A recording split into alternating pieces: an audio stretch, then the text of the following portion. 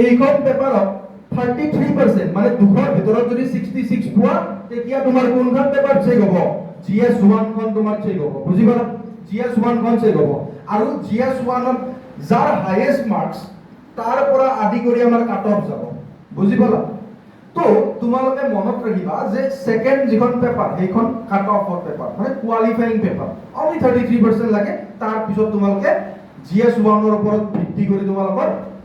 pass কৰিছে নে নাই প্ৰিলিমছ সেইটো হ'ব after the prelims যদি প্ৰিলিমছত পাস কৰা তাৰ পিছত তোমালোকৰ কি আহিব তাৰ পিছত আহিব মেইনছ এক্সাম তাৰ পিছত কি আহিব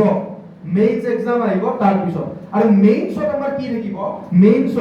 মেইনছত আমাৰ টোটাল কেইখন পেপাৰ থাকে যদি আমি গোটেই কেইখন পেপাৰ ধৰো বৰ্তমান সময়ত 6খন থাকে ইয়াৰ যোৱা বছৰৰ আগৰ পৰা মানে যোৱা বছৰ যেটো এক্সাম হৈছিল এপিএসসি তাৰ আগৰ বছৰলৈকে 8খন পেপাৰ আছিল তেতিয়ালৈকে অপচনেল আছিল বুজি পালা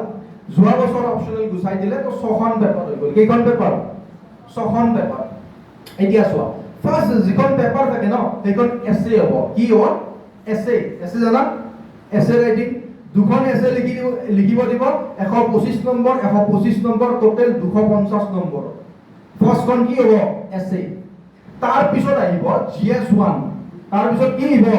GS1 ঠিক আছে GS1 ত কি থাকিব Indian history heritage Indian culture ঠিক আছে ভাৰতৰ কলা সংস্কৃতি ভাৰতৰ ইতিহাস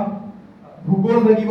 ভাৰতৰ ভূগোল পৃথিৱীৰ ভূগোল সো GS1 ত এইখিনি থাকিব GS2 পলিটি আমাৰ সংবিধান এইবোৰৰ ওপৰত থাকিব ঠিক আছে আৰু আন্তঃৰাষ্ট্ৰীয় সম্পৰ্ক ইন্টাৰনেশ্যনেল ৰিলেচন ভাৰতৰ আজি ৰাছিয়াৰ লগত কেনেকুৱা সম্পৰ্ক ভাৰতৰ আজি আমেৰিকাৰ লগত কেনেকুৱা সম্পৰ্ক সো ইন্টাৰনেশ্যনেল ৰিলেচন আন্তঃৰাষ্ট্ৰীয় সম্পৰ্কৰ ওপৰত থাকিব GS3 কি থাকিব টেকনলজি থাকিব ইকনমিক্স অৰ্থনীতিৰ ওপৰত থাকিব ভাৰতীয় অৰ্থনীতিৰ ওপৰত বায়োডাইভাৰ্সিটিৰ ওপৰত থাকিব ঠিক আছে পৰিৱেশৰ ওপৰত থাকিব তাৰ লগতে ডিজাস্টাৰ মেনেজমেন্টৰ ওপৰত থাকিব ঠিক আছে সো ফৰ এক্সাম্পল ফ্লাড হৈ যাওক বানপানী হৈ যাওক ভূমিকম্প হৈ যাওক সুনামি হৈ যাওক সেইবোৰৰ ওপৰত সো বাট মেইনছত মনত ৰাখিবা আমি লিখিব লাগিব আৰু লিখাৰ কাৰণে মেইন বস্তুটো হ'ল যে প্ৰেক্টিস এনেই তুমি ইমান সহজ নহয় মই তোমাক কওঁ না মোৰ এক্সপেৰিয়েন্সৰ পৰা যেতিয়া তুমি মেইনছত লিখিব যাবা 6 দিন যেতিয়া কন্টিনিউয়াস লিখিব লাগিব ৰাতিপুৱা তুমি 9টা বজাৰ পৰা 12টা বজালৈ লিখিব লাগিব বুজি পালা তাৰ পিছত 2 ঘণ্টা ব্ৰেক 2টা বজাৰ পৰা 5টা বজালৈ আৰু লিখিব লাগিব নেক্সট দিনা আকৌ গলা ৰাতিপুৱা উঠি আকৌ 9টাৰ পৰা 12টালৈ লিখিলা 2টাৰ পৰা 5টা